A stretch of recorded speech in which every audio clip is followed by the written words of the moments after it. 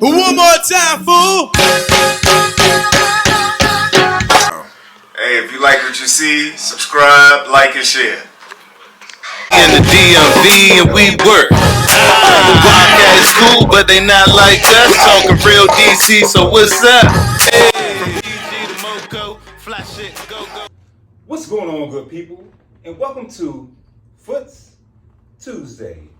Foote'S Tuesday is a podcast that I created once I realized that the homies was coming over every Tuesday to partake in some adult libations as we get lit and we talk shit about basketball. And occasionally, we have a guest.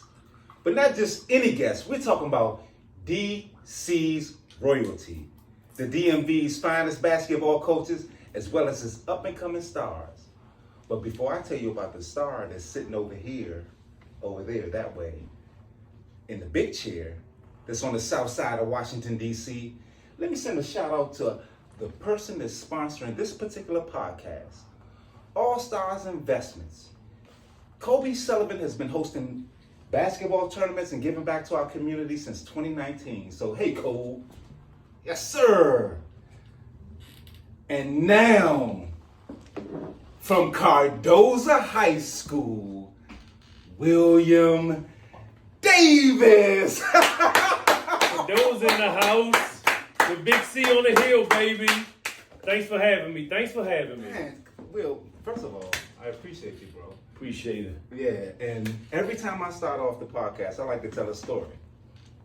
So, off the court, we went to the same barbershop. Yes, sir. We have a mutual friend, Jermaine.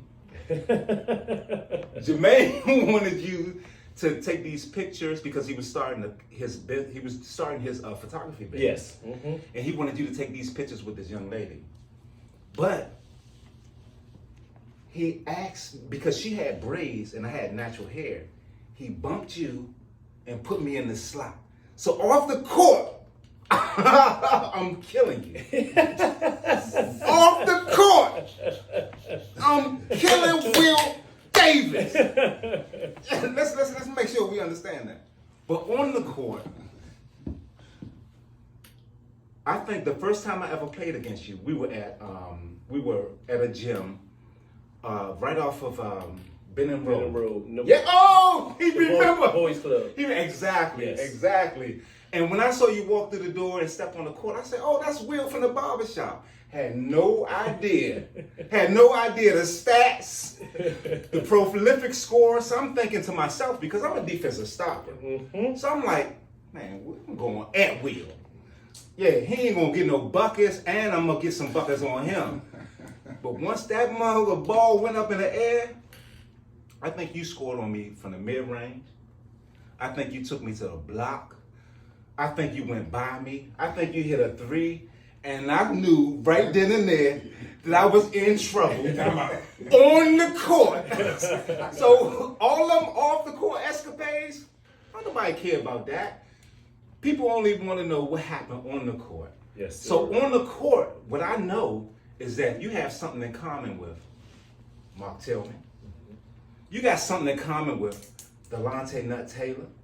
You got something in common with Sherman Douglas. All four of y'all were All-Met basketball players. Man, that's something that we'll never understand, man. Can you tell us, go into detail about what it is to be an All-Met player? Like, what do they give you? Or how do they treat you out here in these streets when they know that you are one of the most prolific scorers that ever came out of DC? Foots. For me, as a young kid, all I heard growing up was, if you make first team All-Met, that mean you arrived. That mean you was DC, Maryland, Virginia's finest. They only take 10, the 10 best players from Maryland, DC, and Virginia, and you make first team All-Met. I didn't even know that. Damn, me too. And ever since I was a little kid, all I heard was, if you make first team All-Met, that means you're one of the best players ever. Absolutely. So growing up, I'm like, oh my gosh, I gotta make All-Met. But keep in mind, I didn't play basketball. I didn't pick it up till I was 13 years old. Okay. I was in the marching band. I love the drums. Really? Still love the drums. have 2 drum sets, in the house, but because I was so tall for my age, my sister came home one day and said, boy, you better put that drumsticks down and pick up a basketball to try to get a scholarship to college, and kind of like, huh? What are you talking about? Yeah, so we had section ball in Shaw, middle school. It's what you call section ball. It's that you go around and you play each section, because in junior high school, our class were divided by sections. Okay. You had 7035, 7034, 8204, 8206. It was just sections. Uh-huh. So I was in the 7th grade and I was in 7035, and we played 8th graders, 8024, and then was the big cats. Because keep in mind, when I was in the 7th, Dave Butler was in the 9th. Dirk Davis was in the 9th. So they were older. So in the 7th grader, they played on the team. Mm-hmm. So I'm like, oh my God, I can't play against these big jokers. I can't play. But as the game started, didn't know nothing about basketball, but I knew I was athletic and always can jump. Right. The coach recognized it. One time the ball came off the rim and I just jumped and tapped the ball in, and he looked and was like, oh my God, young man, I need to see you. I need to see you. So that was the end of the 7th grade year. 8th grade year came back, played on the team. Really didn't know too much about basketball because I was tall, and he used to stick me on a box. Okay. And post up, post up. And I'm like, oh my God, and then again, my brother came to me and said, well, let me explain something. Basketball is changing. You might be 6 feet, because I was 12 years old at 6 feet. Okay. My mom used to have to carry my birth certificate around because people didn't believe me. Come on, man, you wasn't that kid. I was that kid. People didn't believe that I was 12 because I was 6 feet. So she carried my birth certificate around wherever I went, because people used to try to protest and say he couldn't play because he's too old, which wasn't the case. So my brother came and said, you're going to start changing your game. So make a long story short, I used to get up early in the morning. My mother used to wake me up 7 o'clock in the morning. I used to go down Shaw. Junior high school, they had courts on the outside. Right. I used to just practice dribbling at full speed up and down the court. Left hand, right hand, left hand, right hand, left hand, right hand. And real quick, yes. Let me chime in real quick. Basketball, what it sounds like to me is basketball is a family affair, because this man just mentioned his sister. He just mentioned his brother, and he just mentioned mom. Yes. So everybody had a hand in grooming you as a basketball player. Exactly. That's dope. Without a doubt. That's dope. And the beauty of it, y'all, is that they never put pressure on me to play. I see kids now, parents, oh my God, you gonna play? I never felt pressure to play because I was tall. I felt a little. 1 second. Yes. We might be at it. Yeah, cool. I think that's dope, because I always say to people, I've never really had an opportunity to. I've never had, not the opportunity, but never had anybody to kind of get behind me. So the little skills that I have, pause, my bad. I missed that completely. But the little skills I had, it came because I taught myself how to play. Exactly. So for you to have all these people, behind you, pushing you, it's dope. It was great. And that gave me incentive to want to play because they didn't put pressure on me. Yeah. So at the same time, after the 8th grade year, went to the 9th grade year, they cut the basketball team out, my principal, because the last game of my 8th grade year, we got into a fight with Stewart, middle school. Excuse me, what middle school did you Shaw. go to? Shaw Junior High School. He mentioned that. Yeah. He just said he was going out there. I didn't know it was Yeah, went to Shaw, yes. Shaw. And Okay. we got into a fight with Stewart. So the next year, the principal cut the whole basketball program out. So Okay. crazy to me. So I picked up recreation ball. That's when I learned about playing recreation ball. So we put together a little team. One of my neighborhood buddies was the coach, and we ended up winning a citywide championship. Our story, I was 9th grade year. I signed my letter of intent to go to Cardozo, but Coolidge coach was coming down and recruiting me, picking me up. Frank Williams, God rest his soul, was a great man. He used to come get me every day from Shaw. My 9th grade year, and take me up Coolidge, 10th grade year. That's where I met, I knew Big Dave from Shaw, but I met, various other players, from parts of the city. So my whole summer I played with Coolidge. I came back down fall to go to Cardozo. I was up Coolidge, and sitting in the classroom, and they kept calling somebody else's name, but my name wasn't on the roster. Okay. So I went to the main office and said, hey, do you have me enrolled here? And they said no. So I went back down to Cardozo. They wouldn't release my records to go to college. And that's how I ended up staying at Cardozo. All right. Make a long story short, you said All-Met. That was the most prestigious award Indeed. that you can receive They wouldn't release in Maryland, it. D.C., Virginia. Wow, right. So my 10th grade year, I played with Greg Bullock, Okay. Marcellus Yeah, Anderson, okay. Jerry Yeah, I Bird, know. Terrence Raycrow, James Felix. You know, we had a great team, but we never played together as a team. Okay. So we ended up losing. Our biggest obstacles, of course, was Coolidge and Dunbar, and Wilson even had a great team that year. Fast forward to the 12th grade year, I practiced so much that I came back my senior year. I led the whole city in scoring. Right. Averaged almost 30 points a game. Averaged 8 rebounds a game, 4 assists, and 3 steals. Sitting in my coach's office, I'm getting all these letters from different colleges, and a phone call come in, and my coach said, telephone for you, Will. And I was like, telephone for me in your office? You know, who is this? And he said, it's Donald Huff, the sports writer for the Washington Post. Yeah. And he said, congratulations. And I said, congratulations? He said, you made first team All-Met. Bing. And I lost it. I lost it. Wow, I lost it. I lost it. What's up, man? After that feeling, it was just no other feeling in the world. That's dope, man. and- That's something that we will never experience, man. And for you to have experienced that, you had to go at some people. So I want you to look in that camera right there and let us know who you scored 30 on, who you scored 40 on. We need a name. We need to know. Everybody. Man. Everybody. Golly. I can say it wasn't necessarily names. It was teams. Okay. Back then in Inner High, everybody had a great team. Everybody had great players on their team. But a couple of players stand out. But one player in particular, that I can honestly say, my man child back in high school was Henderson Mosley. He played with HD. He made All-Met in 3 sports: baseball, football, and basketball. Unreal.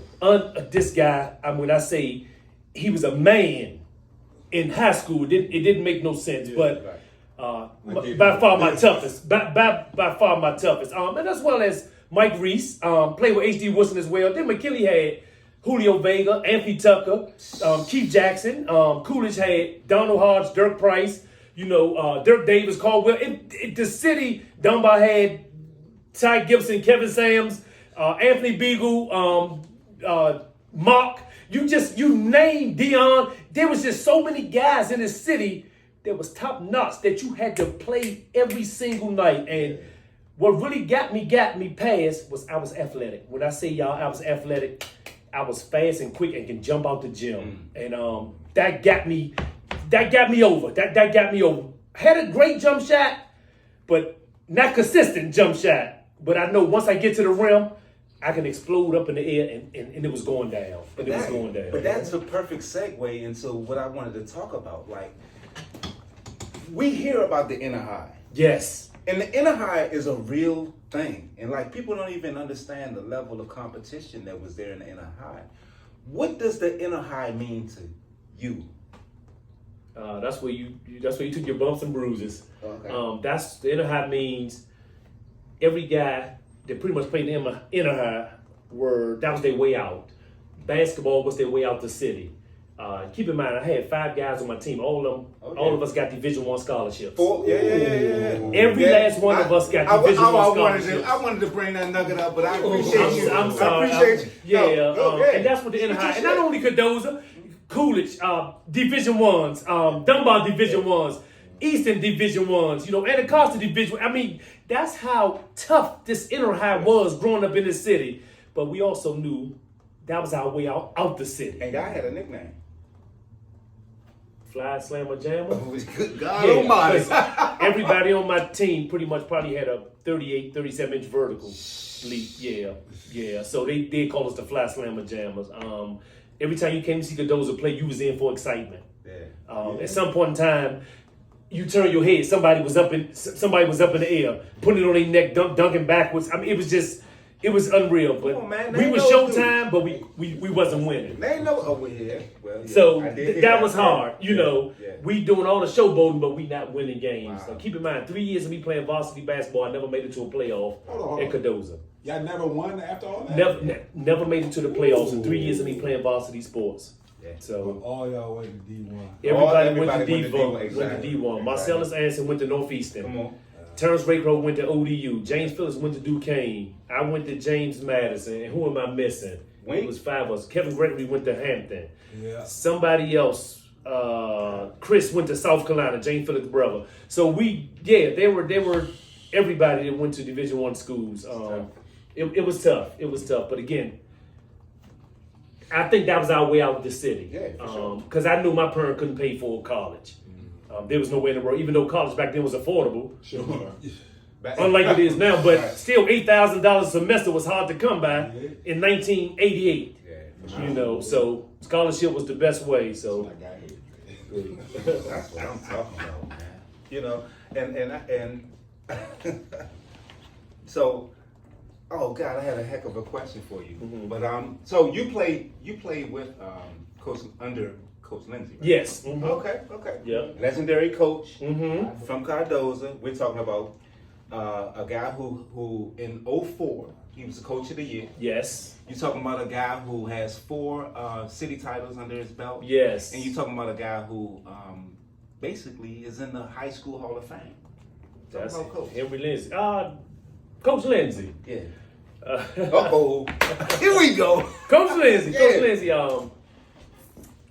For me, served as a role model. Served as a mentor. For me, sometimes there were some things that I didn't like that he did as a coach. Unlike everybody, as a young kid with a lot of energy, you think you know how the game's supposed to go or how the game should go. But as a coach, as he's been in coaching for years, I'm quite sure he knew what he was doing. When he say go left, I wanted to go right. That's because I thought I knew everything as a basketball player. So it wasn't what he was teaching. It was just. It was just being oppositional. Okay. You know, we wanted to run. Yeah. Sometimes he wanted to slow the ball down, but we had such a fast-paced team, and he wanted to slow the ball down. So were you the player on that particular team that needed to voice his opinion for the other players because they wouldn't speak up, or that was just you? No, individually? some of them will speak up, Okay. but I think I was a little more vocal. Okay. Than most of them. And sometimes my mouth has gotten me in a world of trouble. There we go. Okay. But not being able to retain Yeah. my silence, I should say. But Henry was a great coach. He drove me down James Madison for my visit. Down there, he talked to Lefty down there for me. He told what was expected of me and told Coach what was expected of him as me sending me down there, to school. And I want to go into there, but I also want to say this because this is kind of a 20 minutes. self-deprecating kind of a portion of the show because I'm a defensive stopper. The cats behind the camera, Yeah. I shut them down. Why he keep Wow. saying that? But it's 3 dudes, man. Mhm. That I didn't say this. I know I didn't say this. It's 3 dudes that I had a difficult. I couldn't like keep under my. And their all 3 of them normal- in this room. All their 3 of them normal- in this room. I couldn't keep them under their normal average. So, Junior Barrels. Okay. But, Mhm. and we're talking about a broken down Junior Barrels, Mhm. knee surgeries, can't really jump. Right. He was a problem for me. Business. Big body. Yeah, man. Big body. And knows how to use his And body. knows how to- And knows how to use his body. That's it. Boo Jackson. Okay. Because Really? Boo Jackson, yeah. Oh, you surprised? Yeah. Lee Manley, you're surprised that I had an issue with Boo Jackson? Okay, Yeah. okay, I'll let him reach out to you. But Boo Jackson, because he was just like, he had this, it was this weird little, it was something about his movements that I couldn't keep up with. And then I hate to say it, Will Davis. Man, You just gave me the business, and I couldn't figure out why. So, Hey, before you got here, he was telling us how you was giving him the business, and he really couldn't figure it out. I couldn't figure it out. But because you have scored because you score on every level, man. And I know it's dudes that's still waking up every day. Wow, yeah, Foote'S. I remember after that game, and we played over there in Benning Road, you came to me and said, I did not know you can dribble like that. I didn't know you can dribble. I didn't know you can. From the barbershop only. I didn't. Barbershop only. Right. Dang, we on camera. The camera. I'm sorry. Yeah, Terrible, Joe. And it's his podcast. I know, but it was a good thing because No, we for talked. who? For you? We talked a lot of smack in the barbershop, and Lante used to say it. But Foote'S, I can say I learned to move without the ball in school. I don't stand still. I don't let nobody check me. Right. 1 minute you might see me fake like my hands, next minute I'm gone. And that's just me. I think had a lot of energy growing up as a kid. Mm-hmm. And when I went to basketball camp and start 5-star, and I started doing the drills, and they teach me how to spin the ball and jab step and cut without the ball and come off the picks.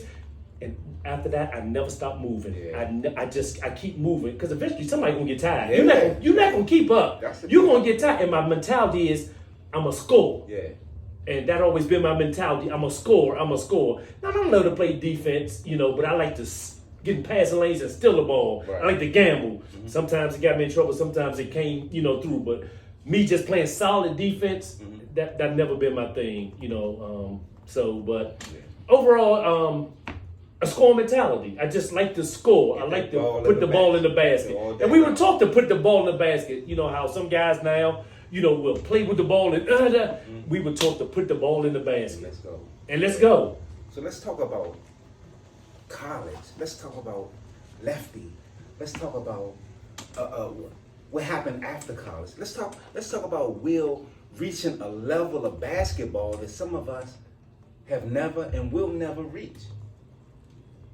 College, yes. Freshman year at James Madison.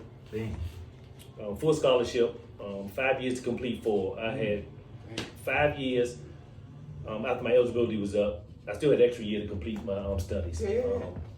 Thank you for that, James Madison. Freshman year, basketball court. I led the team in scoring. Averaged 15 points a game as a freshman, got rookie of the year. Made second team all conference. Come on, man. Talk your shit, Will. Come on. Yeah. Next year came back. We played North Carolina and Hawaii. Rick Fox, Pete Chilcutt, King Rice, Scott Williams.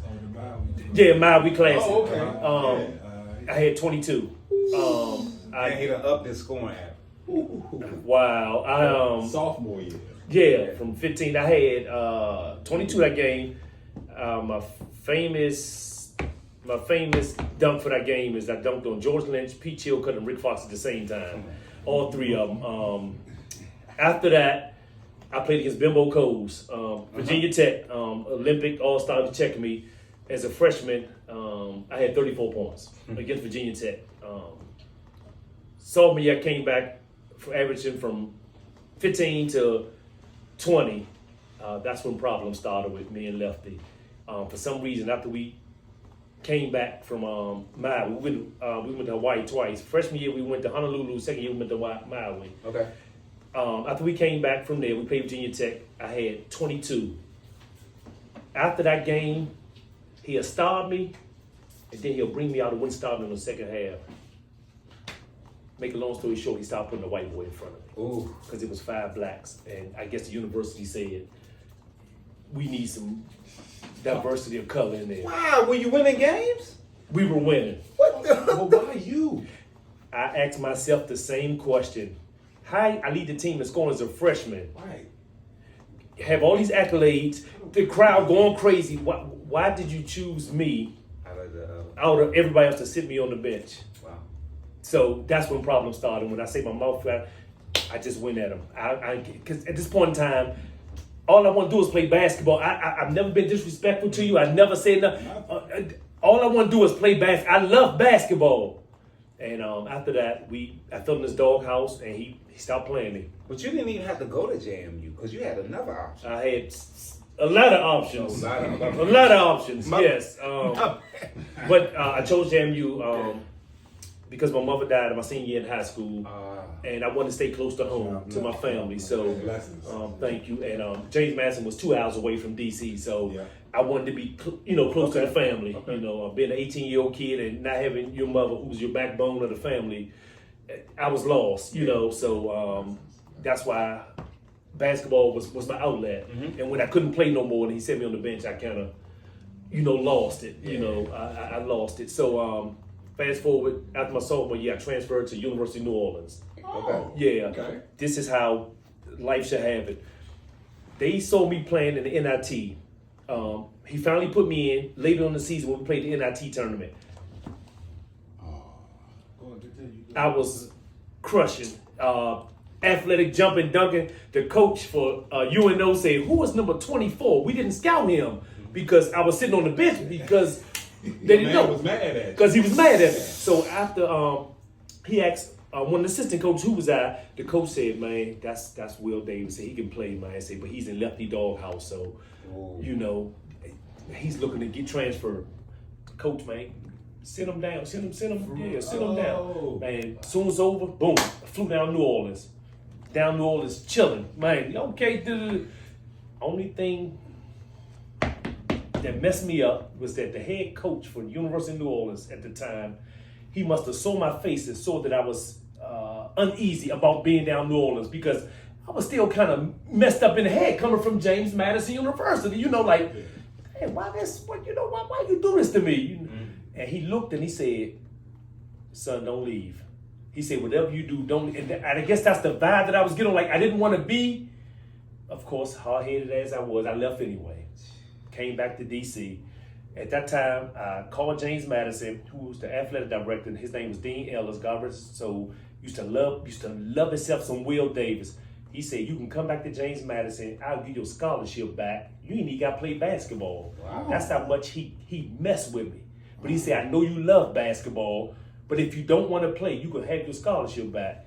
So of course I took it up on that. For sure. Yeah. So I went back to James Madison. So I set out a semester. Next semester, I got back in school on my scholarship and was class.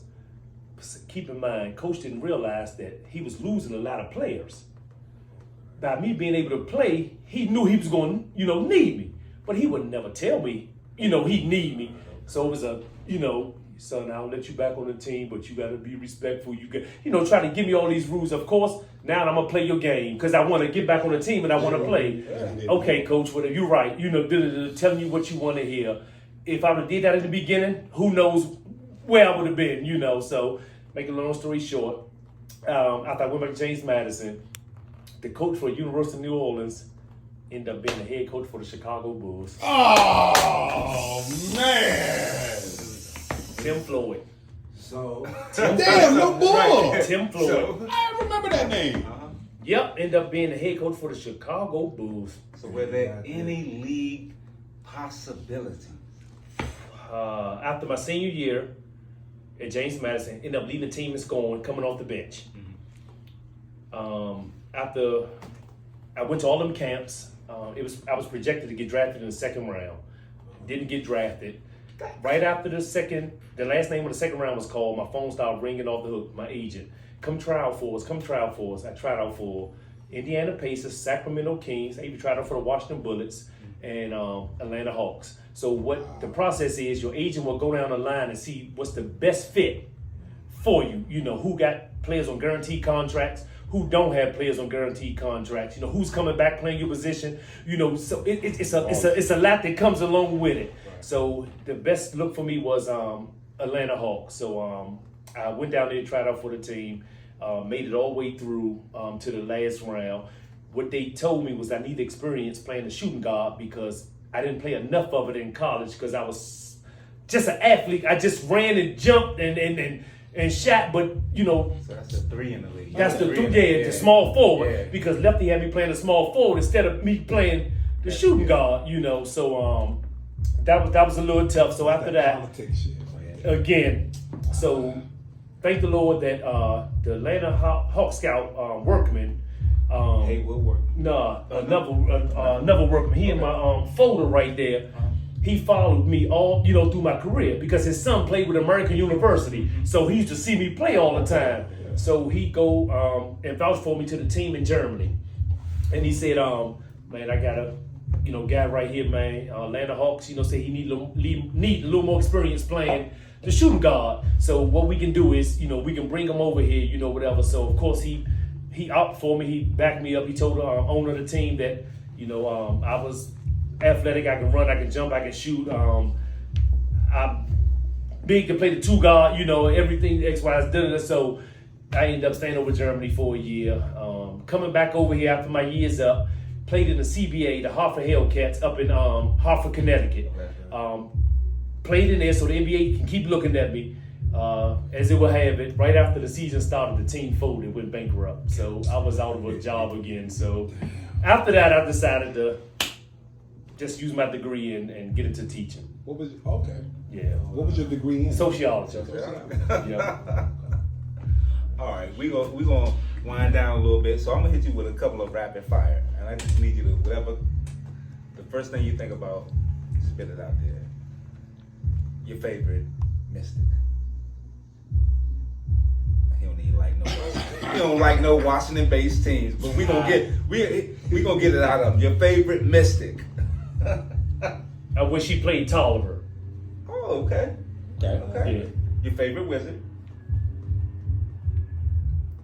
Bradley Beal. The most influential person to help you in your basketball career. Wow. When you say influential, what do you mean? The person who pushed you, who was there for you, maybe helped develop you, or just was a source of inspiration. Wow, Bootney. Really? Wow. Yes. Okay. Yep. Okay, Yep. Booty. Yeah. Why? Tell. As a little boy, I used to watch him all the time. Okay. As a little boy, and I kind of padded my game after his, but even goes deeper than that. When I was going through my whole ordeal with Lefty, and he got the number from my sister and called me in my dorm room and told me keep my head up, man, and don't give up. He sure did. Yep. He's and that. Booty Green. Yep. Yes, sir. Yep. He sure did. Yep. He dope. sure did. That's dope. Yep. That's what's up. He probably wouldn't even know that. Yeah, Booney probably Oh, don't Booney? even No, remember yeah. that. Does he know that? You think he knows that? Probably not. I'm Well, quite he'll sure know he it if knows. when he watched this. Yeah. Damn, that's what's up. DC, we known for point guards. DC's greatest point guard. That I played with, or in my Whatever, opinion. whatever. Foots, I gotta be honest with you. I don't know too much about the point guard position. He was the one giving you the ball so you can do what you do. But he was focused on what he do and being in the right place to get the ball from. Or were you or were you the point guard? I didn't play the point, but when I think of a point guard now, I played with a point guard before, and it was later years, and when I realized that was a point guard was Sherman Douglas. Ooh. There you go. There you go. Ooh. That name has been floating around a lot. Sure. I mean, when I say we played, Cathedral had a league up there, long time ago, and it was me. That was Pep League, right? Yeah, him and Charles Smith, and it was maybe two other people. But every time I ran in the lane and I turned around, the ball was in my hand, and he used to catch me in there was no dribbles. It was just take off, and I was like, wow. And he direct traffic and tell me what to do and slow my movement down and slow down and see the game for what it is. And he was even coaching then. Yeah. He coached up a bum. Yeah. He coached up this bum dude in here, but he coached up the Dread and Dread. Yeah, oh, you're right. But they had a hell of a team, and I would love to get him on here so to talk about that team. I know he has played with other teams, but you talking about the Dread, bum ass. You talking about Sherman Douglas. You talking about Mark Tillman. You're talking about Junior Barrows, and I think it was Prue at the time. Yeah. That's it. Yes. Yes. Jesus. Yes. Hey. Yes. It was. So what's going on with you? What do you promote? You got anything going on? What's happening? Yes. Wrote a book over there. Okay. Yes, it's over there. Oh, you left it over there? I did. I'm sorry. Yeah, we edit that part. Wrote a book. It's called It's called A Good Run. This one is called A Good Run. It's just talking about the life and trials of a teenager who moved from South Carolina to Washington, D.C., and how the city played by its own rules, and how South Carolina growing up, upbringing is different than the city upbringing. A pretty good coming of age story. It's a pretty much coming of age story. And this one here is called Growing Up Backwards. This is just a memoir that I wrote about me being the youngest out of 11 kids. It was 11 of us. What? And and how I had to find my way, because by the time I came along, my mother and father was so much older that they didn't have the energy to keep up with me. So I got into a lot of mischief, just doing things I wasn't supposed to do and sneaking out the house. That's And something like you in now, they man. did pretty much, yes. And just having a legacy, so when my kids, get older, and when I'm gone, they can have something that my grandkids, my kids, will have something to look back on, and they know who I was, Talk about Papa. Definitely, yes. Are they on any social sites, or if they need to, they have to actually? Amazon. This one is on okay. Amazon right here, Growing Up, and this one I have physical copies Okay. of it. Yes, There we so go. definitely. There we go. So, So, Will, guys, finally got you in here on Foote'S Tuesday. Hey, again, I appreciate you, man. Thank you for telling us what's going on with you. and thank you, Tune in Foote'S Tuesdays. We got jewels for you. my man. Yeah. Thank you. Appreciate it. Man. Hey, this was the best interview.